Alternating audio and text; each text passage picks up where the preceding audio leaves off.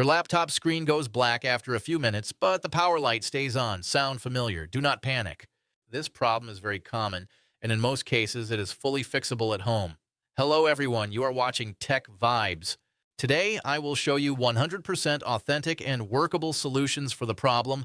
Laptop screen goes black after few minutes. First and most common cause, power and sleep settings. Windows often turns off the display to save power. Go to Control Panel, open Power Options, click Change Plan Settings. Set Turn Off the Display to Never, set Put the Computer to Sleep to Never, save changes, and restart the laptop. Second cause, graphics driver issue. A corrupted or outdated graphics driver can force the screen to go black. Press Windows key plus X, open Device Manager, expand Display Adapters. Right-click your graphics driver, select Update Driver, choose Search automatically for drivers. If the problem started after a recent update, select Rollback Driver instead. Restart the laptop and test again. Third cause, overheating problem. When the laptop gets too hot, the screen may turn off to protect hardware. Check if the fan noise is loud or airflow is blocked. Clean dust from air vents using compressed air. Always use the laptop on a flat surface. Avoid using it on beds or cushions.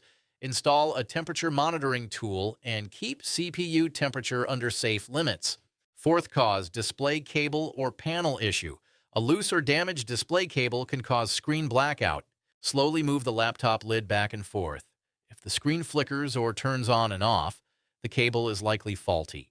This requires professional repair. Do not ignore this sign. Fifth cause, screen timeout due to battery or BIOS settings. Enter BIOS by pressing F2 or delete during startup. Load default BIOS settings, save and exit. Also check battery health. A failing battery can cause display power loss. Final professional advice. Always update Windows, always update graphics drivers.